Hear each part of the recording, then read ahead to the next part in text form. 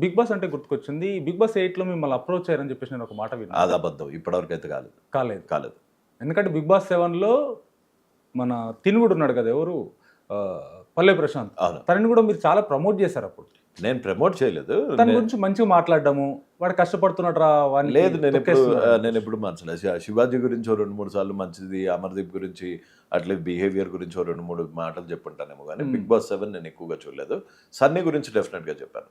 సన్నీ గురించి చెప్తారు. యా. సన్నీ అప్పుడున్నప్పుడు. సన్నీ గురించి, రేవంత్ గురించి, బిందు గురించి, వీళ్ళ ముగ్గురు గురించి చాలా వీడియోస్ చేశాను కానీ last time I lost interest. So అందుకని లాస్ట్ టైం పెద్ద బిగ్ బాస్ నేమ్ ఫాలో అవ్వలేదు నేను.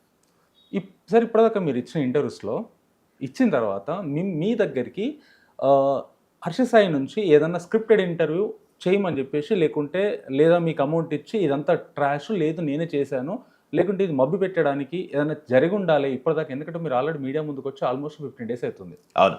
సో ఇప్పుడు నేను ఆ బుక్కలో దాక్కున్న ఎలుకను బయటికి తీయడానికి ఒక ఉల్లిగడ్డ వేసినాను.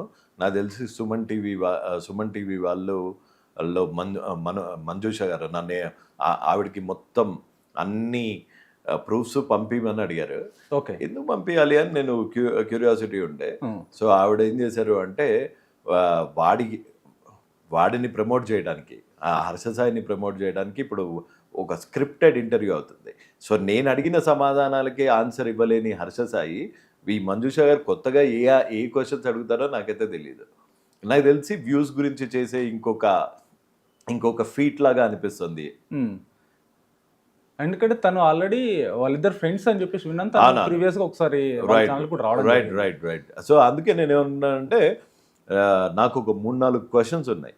సో నా క్వశ్చన్స్ హర్ష సాయి డెఫినెట్గా ఇప్పటివరకు ఆన్సర్ ఇవ్వలేడు. కనీసం రేపొద్దున నుంచి హర్ష సాయిని బాగా నమ్మి ఒక స్క్రిప్టెడ్ ఇంటర్వ్యూ డబ్బులు తీసుకొని ఒక స్క్రిప్టెడ్ ఇంటర్వ్యూ చేసిన మంజుష గారిని రేపటి నుంచి ఇవే క్వశ్చన్స్ అడుగుతుంటా.